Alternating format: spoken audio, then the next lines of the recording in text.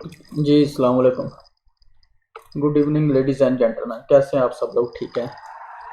और I hope कि आप लोगों की जो सीएसएस की प्रिपरेशन है वो बिल्कुल सही डायरेक्शन में चल रही होगी और आप लोग जो है वो अ, पूरी एफर्ट आप लोग लगा रहे होंगे ऐसे को सीखने में, उसको करने में। और आप लोग जो है वो आउटलाइंस वगैरह भी बना रहे होंगे। जो मैंने पहले लेक्चर्स रिकॉर्ड किए आउटलाइंस में, उसमें मैंने आप लोगों को बताया सबसे पहले कि आउटलाइन आपने बनानी किस तरह है, उसका जो नंबरिंग फॉर्मेट होगा वो आपने किस तरह देना है। आउटलाइन का ऐसे का स्ट्रक्चर क्या है, जिसमें मैंने आपको बताया कि सबसे पहले एक इंट्रोडक्शन की हेडिंग है, ये कंपलसरी पार्ट है ऐसे का। आउटलाइन का भी फिर आपकी पैराग्राफिंग आ जाती है बाकी। उसके बाद आपने रिकमेंडेशंस लाजमी देनी है, चाहे एग्ज़ामिनर ने कहा है रिकमेंडेशंस का या नहीं कहा देने का, आपने लाजमी देनी है। फिर उसके बाद आपने कंक्लूड करना है अपने ऐसे को। तो उसके बाद मैंने जो है वो आप लोगों को एक दो आउटलाइंस बना के भी तकरीबन दिखाई थी कि आप लोगों ने आउटलाइन बनानी किस तरह है एक्चुअली। और आप लोगों को बताया था कि जब आप नई नई सीएसएस की प्रिपरेशन स्टार्ट करते हैं, चूँकि आपके पास नॉलेज बहुत कम होता है इन मैनी केसेस, और आपने जो है वो आपकी रीडिंग भी कम होती है सीएसएस के हवाले से, आपकी ऐसे की प्रैक्टिस भी नहीं होती, तो आप कैसे मटेरियल अपना सर्च करेंगे, कैसे आप अपनी आउटलाइन डिज़ाइन करेंगे। फिर मैंने आपको ये भी बताया कि आपने जो है वो पास्ट पेपर्स में से कैसे टॉपिक सेलेक्ट करना है, फिर उसके बाद उसके जो पंक्चुएशन मार्क्स हैं उसके ऊपर आपने केयरफुल होना है। और आपको एक ऐसी आउटलाइन मैंने आपको डिज़ाइन करना सिखाई जिसमें आपका कॉलन्स आते हैं, और आपको ये भी बताया कि जिस ऐसे में अमूमन कॉलन आता है जनरली इन मैनी केसेस, वो जो ऐसे है उसमें ज़्यादा क्लैरिटी होती है, क्योंकि आपको डायरेक्ट पता चल जाता है एग्जामिनर ने स्पेसिफिकली क्या पूछा हुआ है और आपने एग्जैक्ट ऐसे में क्या लिखना है। साथ ही आपसे ये भी प्रॉमिस किया कि इसके बाद जो मैं लेक्चर रिकॉर्ड करूँगा उसमें आपको वो वाला ऐसे अटेम्प्ट करना सिखाऊंगा, उसकी आउटलाइन बनाना बताऊंगा कि जिसमें क्वेश्चन मार्क आ जाए। अगर ऐसे का कोई टॉपिक दिया हुआ है पास्ट पेपर में या वैसे, या जब आप पेपर में बैठेंगे और उसमें आ जाए क्वेश्चन मार्क, या फिर उसमें आ जाए और आ जाए, तो आप ऐसे टॉपिक को कैसे हैंडल करेंगे। और अब देख उसको दोबारा रिवाइज करने के लिए ना, मैं फ़र्ज़ करें ये 2019 का ऐसे है, ये वाला मैं ओपन करता हूँ। अगर आप देखें टॉपिक नंबर 9, तो इसमें लिखा हुआ है एक्सपेंडिंग इंफॉर्मेशन टेक्नोलॉजी, अ कर्स और ब्लेसिंग। आपसे पूछा गया है कि ये जो आईटी है बहुत ज़्यादा एक्सपेंड कर रही है, बताएं ये लोगों के लिए ये कर्स साबित होगी दुनिया के लिए या फिर ब्लेसिंग है। यानी आपसे एक क्लियरली उन्होंने पूछा हुआ, आप एक लाइन ऑफ एक्शन आप इंडिकेट करें, अपना एक स्टांस दें, अपना एक ओपिनियन दें कि ये कर्स है या ये जो है ये एक ब्लेसिंग है। तो आप अपना स्टांस कोई भी दे सकते हैं, कर्स का भी आप दे सकते हैं कि ये एक कर्स है, ब्लेसिंग का भी दे सकते हैं कि ये एक ब्लेसिंग है, और आप एक मिडल कोर्स भी चूज़ कर सकते हैं, थोड़ा डिप्लोमेटिक भी हो सकते हैं कि ये एक कर्स है लेकिन ब्लेसिंग भी है। तो मैं आपको यही सजेस्ट करूंगा कि आप एक मिडल कोर्स चूज़ करें। उसकी रीज़न ये है कि आपका ऐसे कॉम्प्रिहेंसिव हो जाता है। अगर आप खाली कर्ज का करेंगे तो आप एक उसकी बहुत बड़ी डायमेंशन जो ब्लेसिंग होने की है उसको आप इग्नोर कर रहे हैं। इसी तरह अगर आप ब्लेसिंग को चूज़ कर लेंगे कि इंफॉर्मेशन टेक्नोलॉजी एक ब्लेसिंग है, तो आप उसकी एक दूसरी जो डायमेंशन है कर्ज की, उसको आप इग्नोर कर रहे हैं, तो आपका ऐसे कॉम्प्रिहेंसिव नहीं होगा। दूसरा ड्रॉबैक ये है कि अगर आप इनमें से कोई एक चूज़ करते हैं कि ये सिर्फ एक कर्स है, ब्लेसिंग नहीं है, तो इतने ज़्यादा आर्गूमेंट्स, क्योंकि अगर आप सीएसएस में बैठे हुए हैं, सीएसएस के पेपर में जिसमें रिलेटिवली आपने 2500 से 3000 वर्ड्स कैसे लिखना है, तो इतने ज़्यादा आर्गूमेंट्स लाना और स्ट्रॉन्ग आर्गूमेंट्स लाना और फिर उनको सपोर्ट करना आपके लिए थोड़ा टफ हो जाएगा। आपको बहुत ज़्यादा ब्रेनस्टॉर्मिंग करनी पड़ेगी, हो सकता है कि आप फिर अपना टाइम मैनेज ना कर सकें और आप अपना ऐसे कंक्लूड ना कर सकें, तो फिर आपके लिए बड़े मसाइल पैदा होंगे। तो बेहतर यही है कि आप जो है वो मिडल कोर्स चूज़ करें, ताकि थोड़े से आर्गूमेंट्स आप कर्स के लिख दें, थोड़े से आर्गूमेंट्स आप ब्लेसिंग के लिख दें, जो कि रिलेटिवली इजी होंगे उनको आपके लिए ब्रेनस्टॉर्म करना। तो आपकी ऐसे की लेंथ भी कंप्लीट हो जाएगी, आपका ऐसे कॉम्प्रिहेंसिव भी हो जाएगा, आप ऐसे के सारे एस्पेक्ट्स को, टॉपिक के सारे एस्पेक्ट्स को आप एक्सप्लोर भी कर लेंगे। लेकिन एक बात आपने याद रखनी है कि जो भी आप स्टांस लें, आपने अपने पूरे ऐसे में कहीं भी उसको नेगेट नहीं करना। अगर आपने कर्स का ले लिया तो फिर कहीं भी आपने ये नहीं लिखना कि ये जो है ये एक ब्लेसिंग है, ठीक है। और अगर आपने ब्लेसिंग का ले लिया है, अगर आपने स्टांस इसका लिया कि ये सिर्फ ब्लेसिंग है, तो आपने पूरे ऐसे में कहीं भी नहीं ये कहना कि ये कर्स है। अगर आपने मिडिल कोर्स चूज़ किया तो ऑब्वियसली फिर तो आप सारा कुछ बीच में लिख सकते हैं, कर्स भी लिख सकते हैं और ब्लेसिंग भी लिख सकते हैं, ठीक है। तो अभी इसी तरह अगर आप 2016 का 2018 का मैं आपको ऐसे दिखाऊं, ऐसे का पेपर, तो इसमें टॉपिक नंबर 9 देखें। इसमें कहा गया है कि will rule of law always remain an impracticable myth in our country, कि क्या हमारे मुल्क में रूल ऑफ लॉ हम कभी जो है उसको वो कभी प्रिवेल हो सकेगा, रूल ऑफ लॉ को हम इम्प्लीमेंट कर सकेंगे, या फिर जंगल का कानून ही रहेगा, माइट इज़ राइट ही रहेगा, या फिर कि जिसके पास जितनी ताकत होगी वो उसको एक्सरसाइज करेगा, आइन और कानून की जो है वो उसको तार तार कर दिया जाएगा, धज्जियाँ उसकी उड़ा दी जाएंगी, ठीक है। तो आपने इसमें भी अपना स्टांस लेना है, ठीक है। तो वो भी हम डिस्कस करेंगे कि आप पॉसिबल कैसे आप उसकी जो है वो बना सकते हैं।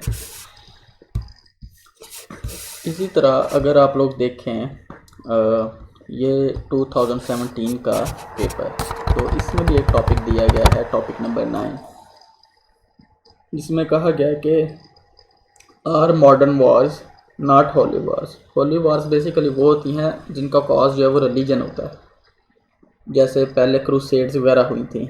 तो कहा गया है कि क्या जो मॉडर्न वॉर्स हैं वो भी, उनका जो भी कॉज है वो रिलीजन है या नहीं है। तो आपने इसके ऊपर भी अपना पहले स्टांस देना है कि आया ये होली वॉर्स हैं मॉडर्न वॉर्स या फिर नहीं हैं। इसी तरह अगर आप 2016 का देखें तो इसमें भी टॉपिक नंबर 9 है, जिसमें आपसे कहा गया है कि आप अपना स्टांस जो है वो इंडिकेट करें, अपनी जो ओपिनियन है वो दें। तो अभी हम बारी बारी इन सबको देखते हैं। मैंने ये अभी थोड़ा सा वर्किंग की थी, जिसमें मैंने आप लोगों के लिए कुछ थीसिस स्टेटमेंट्स बनाई थी, ताकि इधर जो है वो वीडियो का जो है वो ड्यूरेशन कम बने, और आप लोगों के साथ मैं थोड़े से टाइम में बहुत ज़्यादा जो थीसिस स्टेटमेंट्स हैं, 4-5 टॉपिक्स जो भी मैंने आपको दिखाए हैं, वो आपके साथ डिस्कस कर लूँ। तो सबसे पहले ये वाला टॉपिक देखते हैं, जिसमें मेरे ख्याल से ये 2019 का शायद टॉपिक है, 2019 जी, ये है 2019 का पेपर, 2019, जिसमें टॉपिक का नाम है एक्सपेंडिंग इंफॉर्मेशन टेक्नोलॉजी अ कर्स और ब्लेसिंग, कि इंफॉर्मेशन टेक्नोलॉजी जो बहुत ज़्यादा एक्सपेंड कर रही है, तो क्या ये कर्स है या ब्लेसिंग है। तो इसके लिए ये मैंने 2-3 कोशिश की थी आपके लिए बनाऊं। तो आप लोग पहली आपकी स्टेटमेंट क्या हो सकती है कि although expanding information technology can be a curse in certain cases, it is indeed a blessing considering its many advantages। ठीक है, अब देखें आपने इसमें पॉजिटिव और नेगेटिव दोनों चीज़ों को कवर कर लिया। आपने सिर्फ ये नहीं बताया कि ये कर्स है या फिर ब्लेसिंग है, बल्कि ये बताया है कि अगरचे एक्सपेंडिंग इंफॉर्मेशन टेक्नोलॉजी कुछ केसेस में ये कर्स हो सकती है, लेकिन ये रियलिटी में बहुत बड़ी एक ब्लेसिंग है जब हम इसके एडवांटेजेस को देखते हैं। तो देखें 1.5-2 लाइनों में आपने जो है वो अपनी थीसिस स्टेटमेंट लिख दी। कुछ एस्पायरेंट्स क्या करते हैं कि वो बहुत लंबी लंबी तकरीबन एक पूरा पैराग्राफ जो है वो थीसिस स्टेटमेंट के ऊपर लिख सकते हैं। आपने ऐसा बिल्कुल नहीं करना, ठीक है। जब आप अपनी राइटिंग में पेपर में लिखेंगे हैंड राइटिंग से, तो आपकी थीसिस स्टेटमेंट मैक्सिमम 3 से 3.5 लाइनों में पूरी आ जानी चाहिए। मैं 3 से 3.5 सेंटेंसेस नहीं कह रहा, आपकी जो वर्कशीट होगी जिसके ऊपर आपने ऐसे लिखना है, उसकी 3 से 3.5 लाइनों में आपकी थीसिस स्टेटमेंट पूरी आ जानी चाहिए। 4 लाइनों से ज़्यादा आपकी थीसिस स्टेटमेंट नहीं होनी चाहिए। अगर आप ये लिख लें ये भी ठीक है, या फिर आप इसको इस तरह भी बना सकते हैं, expanding information technology can be both a curse and a blessing depending on how it is used and managed. देखें इसमें भी आपने जो पहले वाला स्टांस लिया मिडिल कोर्स, उसी को सिर्फ वर्ड्स जो हैं उनको चेंज किया है। या फिर आप इस तरह भी लिख सकते हैं, expanding information technology is neither exclusively a curse nor a blessing on society because there are good and bad sides to it like anything else in the world। ये थोड़ी सी लंबी हो जाएगी, लेकिन जिन लोगों की राइटिंग थोड़ी छोटी है वो थोड़ा बारीक बारीक लिखते हैं, वो इसको भी 3-4 लाइनों में एडजस्ट कर लेंगे। तो ना तो ये एक्सक्लूसिवली ये कर्स है, ना ये एक ब्लेसिंग है सोसाइटी पे, इसकी गुड साइड्स भी हैं बैड साइड्स भी हैं। तो आपने इस तरह भी आप लिख सकते हैं, तीनों नहीं आपने लिखनी है, तीनों में से कोई एक आप लिख सकते हैं। देखें सिर्फ वर्ड्स चेंज हुए हैं, बाकी सारी वही हैं। इसी तरह एक और टॉपिक है, ये मेरे ख्याल से 2018 का है, तो इसमें भी आपको थीसिस स्टेटमेंट चाहिए होगी रूल ऑफ लॉ के लिए कि क्या ये एक हमेशा जो है वो इम्प्रैक्टिकेबल मिथ रहेगी कि कभी इस पर इम्प्लीमेंट हो सकेगा भी या नहीं होगा। तो आप इसकी भी थीसिस स्टेटमेंट जो है वो बना सकते हैं। जैसे आप लिख सकते हैं, in the past Pakistan has always had a difficult relationship with the rule of law, के पास्ट में रूल ऑफ लॉ का रिलेशनशिप बहुत डिफ़िकल्ट रहा है। However certain measures could be adopted to make it prevail. कुछ हम स्टेप्स ऐसे ले सकते हैं जिससे हम रूल ऑफ लॉ को पूरे मुल्क में प्रिवेल करा सकते हैं। आपने देखे दोनों साइडों पे आपने इसमें भी प्ले किया। इसी तरह आप या फिर इसको इस तरह भी लिख सकते हैं, in the past the state of rule of law has been dismal, however certain steps could be taken to make it prevail. कुछ स्टेप्स लिए जा सकते हैं ताकि रूल ऑफ लॉ जो है वो इम्प्लीमेंट हो सके। इन दोनों में से कोई आप एक लिख सकते हैं, क्योंकि जब इस तरह के एसेज आपके पास आते हैं ना, तो सबसे पहले आपने उस पर सोचना होता है कि आप क्या स्टांस लेंगे, उसके बाद आपने ब्रेनस्टॉर्मिंग करनी होती है, या आप आर्गूमेंट्स ढूंढने की कोशिश करते हैं जिस साइड के आपको ज़्यादा आर्गूमेंट लगते हैं, फिर आप उस तरह की आप थीसिस स्टेटमेंट बना लेते हैं। दोनों साइडों से आप कर सकते हैं, या तो थीसिस स्टेटमेंट पहले बना लें, या और आर्गूमेंट्स यानी ब्रेनस्टॉर्मिंग आप बाद में कर लें, आर्गूमेंट्स बाद में ढूंढ लें, या फिर आप क्या कर लें, आर्गूमेंट्स के लिए ब्रेनस्टॉर्मिंग पहले कर लें। अगर आपको आर्गूमेंट्स जिस साइड में ज़्यादा मिलते हैं, नेगेटिव साइड में या पॉजिटिव साइड में, तो आप उस तरह की थीसिस स्टेटमेंट डिज़ाइन कर सकते हैं। ठीक है। इसी तरह अगर आप ये भी एक टॉपिक देखें, are modern was not holy war, ये मेरे ख्याल से 2017 का टॉपिक है। तो इसकी भी मैंने आपको बताया कि होली वार्स वो होती हैं जिनका कॉज जो है वो रिलीजन होता है, जिनकी बेसिस, जैसे कि पास्ट में जो होली वार्स हुई हैं, जो वार्स हुई हैं वो होली थी, मेजॉरिटी में उनकी नेचर। तो इसमें आप ये बना सकते हैं, modern Wars being witness today unlike the Holi Wars remain considerably political and economic nature. लेकिन इसका ड्रॉबैक एक ये होगा कि आपने स्पेसिफाई कर दिया उसकी नेचर को पॉलिटिकल और इकोनॉमिक तक। ये कोई इतनी ज़्यादा जो है ना वो मैं इतना ज़्यादा इंडोर्स नहीं करूँगा इस स्टेटमेंट को, ऑल्दो कि मैंने बना ली है, लेकिन उसके बजाय अगर आप नीचे वाली स्टेटमेंट देखें, modern wars can not be termed as holy wars because they have not been motivated by religion, rather they have been fought over economic, political and other competing interest. अब देखिए इसमें इकोनॉमिक भी आ गया, political भी आ गया, साथ में आप कोई और भी मतलब जो मर्जी आप दूसरे फैक्टर्स भी मेंशन कर सकते हैं अदर कंपीटिंग इंटरेस्ट में। तो ये ज़्यादा कंप्रीहेंसिव आउटलाइन है। कभी भी आप अपनी आउटलाइन को स्पेसिफिक ना करें, पर्टिकुलर ना बनाएं। जैसे आपने ऊपर वाले में देखा पॉलिटिकल एंड इकोनॉमिक, कभी भी उसको स्पेसिफिक ना करें कि अपने आप को कंस्ट्रेंट ना करें आप। ठीक है, आपकी आउटलाइन जो है वो थीसिस स्टेटमेंट जो है वो जेनेरिक होनी चाहिए, ताकि आप जब आप ऐसे लिख रहे हों तो आप उसमें बहुत सारी चीज़ें इंक्लूड कर सकें। इसी तरह अगर आप एक और ये वाला टॉपिक देखें, इस कॉलोनियल मेंटालिटी इम्पीडिंग पाकिस्तान प्रोग्रेस, कि क्या, क्योंकि पाकिस्तान जो है वो कॉलोनी रहा है ब्रिटिश की पहले, और उसके बाद पाकिस्तान ने इंडिपेंडेंस गेन की, तो क्या एग्जामिनर पूछ रहा है क्या कॉलोनियल मेंटालिटी जो अभी भी है पाकिस्तान की प्रोग्रेस को रोक रहा है या फिर नहीं। तो इसकी एक स्टेटमेंट ये हो सकती है कि colonial mentality is one of the major factors that are impeding Pakistan progress, कि सिर्फ कॉलोनियल मेंटालिटी ही पाकिस्तान की प्रोग्रेस नहीं रोक रही, बल्कि कुछ और भी फैक्टर्स हैं जो कि पाकिस्तान की प्रोग्रेस को रोक रहे हैं, उसको स्लो डाउन कर रहे हैं। इसी तरह अब देखें, जब आप नीचे वाली चले पहले देख लें, although Pakistan has gained independence, colonial mentality is still impeding Pakistan progress in many ways. ठीक है, तो इसमें ये भी एक आपकी आउटलाइन बन सकते हैं। अगर आप ऊपर वाली जो है वो थीसिस स्टेटमेंट चूज़ करते हैं तो इसमें आप और ज़्यादा दूसरे फैक्टर्स भी मेजर जो है वो मेंशन कर सकते हैं। अगर नीचे वाली लेते हैं तो आप उसमें भी दूसरे फैक्टर्स मेंशन कर सकते हैं। ठीक है जी, तो इसी तरह ये 2016 का टॉपिक है, does foreign aid help to achieve economic stability, कि क्या फॉरेन एड से इकोनॉमिक स्टेबिलिटी आती है या नहीं आती है। तो इसमें आप वन साइडेड भी ले सकते हैं कि फॉरेन एड जो है वो इकोनॉमिक स्टेबिलिटी आती है, या फिर आप जब गूगल करेंगे तो आपको कुछ ऐसे भी मिलेंगे, कुछ टॉपिक्स, कुछ आर्टिकल्स ऐसे भी मिलेंगे जिसमें कहा गया है कि फॉरेन एड से कोई इकोनॉमिक स्टेबिलिटी नहीं आती है। लेकिन मैं आपको ये कहूँगा कि आप क्या लिखें कि मिडल कोर्स चूज़ करें। Foreign aid indeed helps to achieve economic stability, however it has certain demerits as well, कि एक तरफ आप अपना ऐसे में लिख देंगे इकोनॉमिक स्टेबिलिटी आती है, और दूसरी तरफ जो उसकी नेगेटिव साइड है फॉरेन एड की, कि जिसमें वो मुख्तलिफ कंडीशंस अटैच करके तो फिर फॉरेन एड देते हैं, वो भी आप मेंशन कर सकेंगे। ठीक है, तो ये कुछ टॉपिक्स हैं जो मैंने एसएस के देखे थे, इसके ऊपर मैंने ये सारी थीसिस स्टेटमेंट्स बनाई।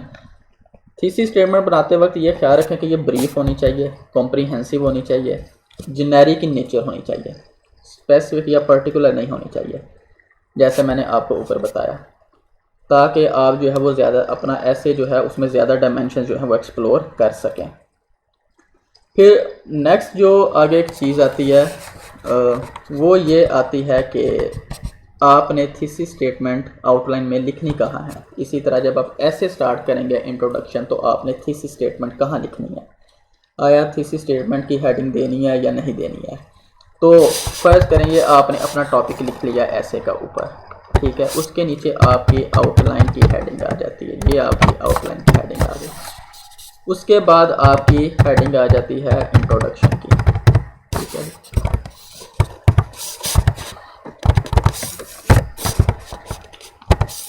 इसको मैं थोड़ा सा नंबरिंग कर दूं ताकि आप लोगों के लिए जो है वो इजी हो जाए।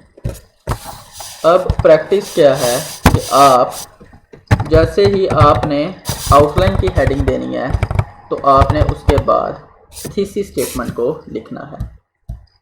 ठीक है जी, प्रेस करें, ये आपकी आउटलाइन की हेडिंग आ गई। इसके बाद आपने थीसिस स्टेटमेंट की हेडिंग दे भी सकते हैं और ना भी दें तो फिर भी कोई इशू नहीं है, दे भी दें तो भी ठीक है, ना भी देंगे तो फिर भी कोई इशू नहीं है। ठीक है, प्रेस करें, ये हमने इधर से थीसिस स्टेटमेंट हमने लिखनी है, तो इधर से हमने कॉपी किया और इधर हमने पेस्ट कर दिया, ये हमारी थीसिस स्टेटमेंट आ गई।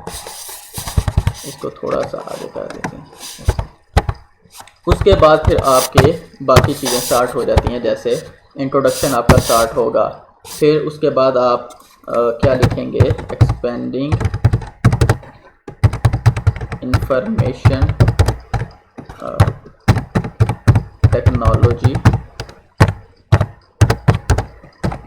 एंड ओवरव्यू, यानी आप उसका क्या देंगे, एक ओवरव्यू।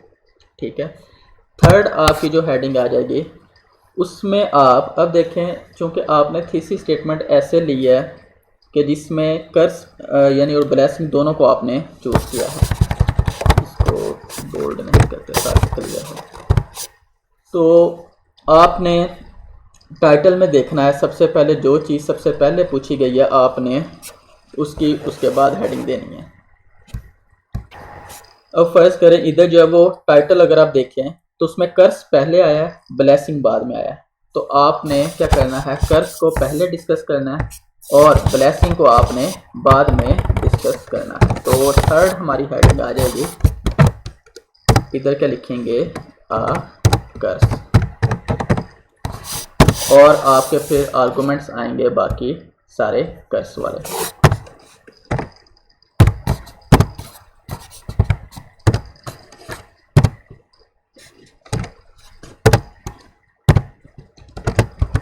ये आपके एक बात का आप लोग इधर ख़ास ख्याल रखें कि जो हमेशा नेगेटिव साइड होती है ना, उसके आर्गूमेंट्स कम लिया करते हैं अगर आप मिडल कोर्स आपने चूज़ किया हुआ है। अगर आप फर्ज करें कर्स है और ब्लेसिंग है, अगर आप कर्स के कुछ 6 आर्गूमेंट लिख रहे हैं तो ब्लेसिंग के आप 8 या 9 लिखें। यानी जो पॉजिटिव साइड है हमेशा उसको आप क्या करते हैं, उसको आप ज़्यादा वेटेज देते हैं ताकि एग्ज़ामिनर को पता चले कि आप जो है वो बड़े पेसिमिस्टिक, आपका पॉइंट ऑफ व्यू नहीं है, आप बड़े ऑप्टिमिस्टिक हैं, आप प्रोग्रेस पे बिलीव करते हैं, आप जो है वो एफर्ट पे बिलीव करते हैं। आप ये नहीं कहते कि अल्लाह ने आंखें सिर्फ रोने के लिए बनाई हैं, बल्कि अल्लाह ने आंखें बड़ी बड़ी खूबसूरत चीज़ें देखने के लिए भी बनाई हैं। खूबसूरत चीज़ों से मेरी मुराद जो है वो जो लश ग्रीन एरियाज़ हैं वो है। तो इसी तरह जो फ़र्ज़ करें आपने 6 आर्गूमेंट्स के लिख लिए, तो उसके बाद आपने क्या करना है, अगली हेडिंग दे देनी है जिसमें आपने लिखना है कि ये ब्लेसिंग कैसे है। तो इसको दे देते हैं ये फॉर्मेट पेंटर से, ये वाला पहले कर्स की दिया, अब क्या लिखेंगे, ब्लेसिंग। अब आपके जितने सारे आर्गूमेंट्स फ्लो करेंगे ब्लेसिंग वाले।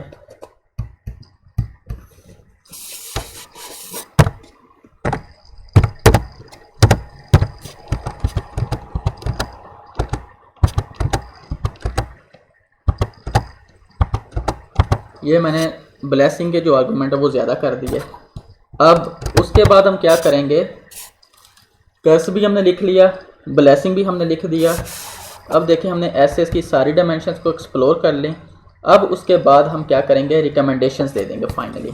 ठीक है, तो इधर हम लिखेंगे रिकमेंडेशंस। इसका जो फॉर्मेट है वो यही कर लेते हैं, इसका कॉपी करते हैं फॉर्मेट और इस पे हम अप्लाई कर देते हैं। ये आगे रिकमेंडेशन।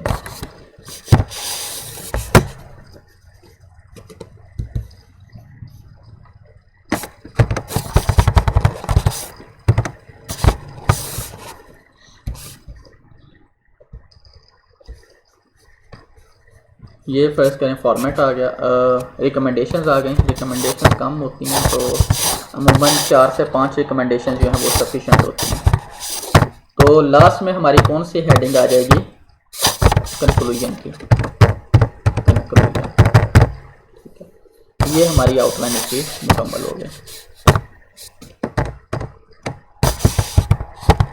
तो आप लोगों ने देखा कितने सिंपल तरीके से हमने इसकी आउटलाइन बना ली कि जिसमें हमने पहले थीसिस स्टेटमेंट दी। आप लोग थीसिस स्टेटमेंट की हेडिंग देते हैं तो भी ठीक है, अगर आप हेडिंग नहीं देते हैं तो फिर भी ठीक है। मैंने जब ऐसे लिखा था, जब मैं सीएसएस के पेपर में अपीयर हुआ था, तो मैंने यही चीज़ जो है, ये जो थीसिस स्टेटमेंट है वो यहाँ पे लिखी थी। थोड़ा सा एक लाइन का गैप दे के तो मैंने ब्लू मार्कर के साथ ये सारी लिखी थी और इसको मैंने क्या कर दिया था, अंडरलाइन।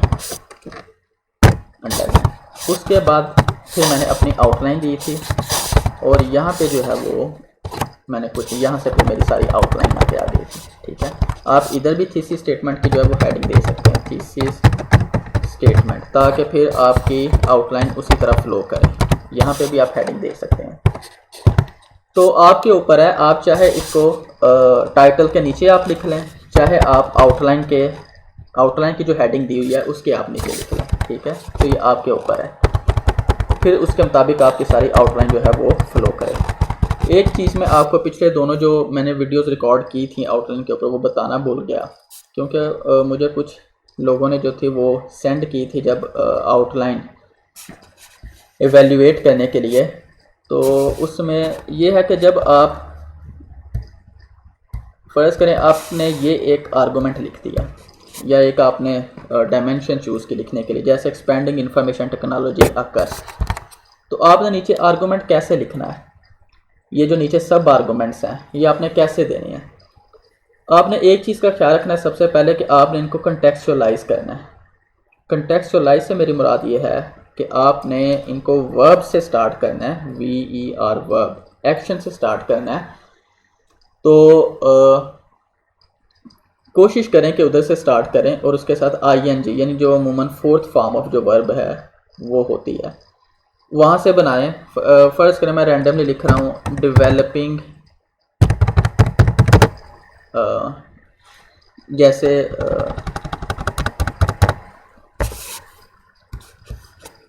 तो फ़र्ज़ करें कि आप इधर लिखते हैं, क्योंकि जैसे जैसे आईटी बढ़ रही है तो वैसे वैसे जो है वो मटीरियलिज़म जो है वो बढ़ रही है, तो आप इधर लिखेंगे एक्सपेंडिंग मटीरियलिज़म। ठीक है, तो ये जो आपने वर्ड चूज़ किया है ना एक्सपेंडिंग, ये बेसिकली इसको कहते हैं कंटेक्चुअलाइज करना। आप इसको इस तरह भी लिख सकते थे एक्सपेंशन इन मटीरियलिज़म, लेकिन मेरी तरफ से आपको एडवाइजेबल यही है, ज़्यादा एडवाइजेबल यही है कि आप जो है इसको कंटेक्चुअलाइज करें। बजाय इसके आप लिखें एक्सपेंशन इन मटीरियलिज़म, आप लिखें एक्सपेंडिंग मटीरियलिज़म। ठीक है, तो उसके बाद फ़र्ज़ करें दूसरा आप लिखते हैं, तो आप इधर लिख सकते हैं रैम्पेंट, जब भी जैसे जैसे आईटी बढ़ रही है तो रैम्पेंट क्या कर सकते हैं, fake information, for example fake information. तो इस तरह के जो आप वर्ड चूज़ करने हैं ना आपने, एक्सपेंडिंग, डेवलपिंग, रिड्यूसिंग, इंक्रीसिंग, आपने बेसिकली इस फॉर्मेट में लिखना है। और दूसरी एक और बात कि आपने अपना जब आर्गूमेंट लिखना है तो देखें आपने कोशिश करनी है कि 3 से 4 वर्ड्स या मैक्सिमम 5 से 6 वर्ड्स में आपने अपना आर्गूमेंट कंप्लीट कर लें। जब आप अपनी हैंड राइटिंग में लिखें तो आपका जो आर्गूमेंट है वो 1 से 1.5 लाइन में आ जाए। कुछ एस्पायरेंट्स ऐसे करते हैं कि वो 3-3, 4-4 लाइनों के लंबे लंबे आर्गूमेंट लिखते हैं, तो आपने इस तरह नहीं करना है। मैं आपको इस चीज़ से डिस्करेज करूँगा। ये एक बेस्ट प्रैक्टिस है कि आप अपना ब्रीफ और कॉम्पैक्ट एक जो है वो अपना आर्गूमेंट डिज़ाइन करें 5 से 6 वर्ड्स में, 7 वर्ड्स में, लेकिन वो मैक्सिमम 1 से 1.5 लाइन में आना चाहिए। 2 लाइनों से तो बिल्कुल क्रॉस नहीं करना चाहिए, वो फिर बड़ी आउटलाइन आपकी जो है वो भद्दी महसूस होती है और एग्ज़ामिनर को ऐसे लगता है कि जैसे आपको इंफॉर्मेशन को कंसाइज करना नहीं आता है। ठीक है, तो आपने एक तो आर्गूमेंट्स को कंटेक्चुअलाइज करना है, दूसरा कोशिश करनी है कि जितने भी आपके आर्गूमेंट्स हैं वो सारे 1 से 1.5 या 2 लाइनों में पूरे आ जाएं। इससे ज़्यादा हैंड राइटिंग, जब आप हैंड रिटन लाइन्स लिखेंगे तो उसमें आपके पूरे हैं, इससे ज़्यादा उनकी लेंथ नहीं होनी चाहिए। तो मैंने आपको अभी ये भी बता दिया कि आपने थीसिस स्टेटमेंट कैसे बनानी है, आपने किस तरह का स्टांस सेलेक्ट करना है, आपने आउटलाइन में उसको किस जगह लिखना है। ठीक है, अब जो इसी तरह आज हमारा जो है वो आउटलाइंस का जो टॉपिक है वो कंप्लीट हो गया। नेक्स्ट मैं जो वीडियो जो है वो रिकॉर्ड करूँगा आप लोगों के लिए, उसमें मैं आप लोगों को बताऊँगा कि इंट्रोडक्शन आपने कैसे लिखना है। ऐसा इंट्रोडक्शन जिसमें थीसिस स्टेटमेंट देनी है या एक ऐसा इंट्रोडक्शन जिसमें थीसिस स्टेटमेंट नहीं आती है। सिर्फ एक थोड़ा सा फ़र्क होता है। इंट्रोडक्शन में आपने सिर्फ 1-2 लाइनें लिखने के बाद अगर आपके पास थीसिस स्टेटमेंट है तो आप वो मेंशन कर देते हैं, अगर नहीं है तो आप उसके बगैर ही सारा अपना इंट्रोडक्शन लिखते हैं। इंट्रोडक्शन बेसिकली आपकी सारी ऐसे की समरी होती है, आपकी आउटलाइन की समरी होती है और उसमें कोई इतनी बड़ी बात नहीं है। इंट्रोडक्शन के बाद हम पैराग्राफिंग करेंगे, उसके बाद कंक्लूजन जब कर लेंगे तो हमारा ऐसे जो है वो कंप्लीट हो जाएगा। ठीक है, तो आप लोग कोशिश करें कि आप लोग ये जो मैंने आउटलाइंस थीसिस स्टेटमेंट्स बनाई हैं आप इनके ऊपर जो है वो आउटलाइंस बनाएं और कोशिश करें कि आपकी प्रैक्टिस जो है वो ज़्यादा से ज़्यादा अच्छी हो। आउटलाइन बना के उसको इवैल्यूएट करवाएं और उसमें जो मिस्टेक्स हैं उनको दूर करके दोबारा आउटलाइन बनाएं, सेम टॉपिक के ऊपर सेम ऐसे दोबारा लिखें, दोबारा आउटलाइन बनाएं ताकि आप में जो है इम्प्रूवमेंट आए। अगर आप मिस्टेक्स जैसे निकल आती हैं उसको छोड़ के कोई और टॉपिक अटैम्प्ट करेंगे तो उससे जो इम्प्रूवमेंट की जो एक चांस होता है वो बहुत ज़्यादा कम हो जाता है। तो नेक्स्ट वीडियो में इंशाल्लाह फिर मिलते हैं इंट्रोडक्शन के साथ। ओके जी, अल्लाह हाफिज़।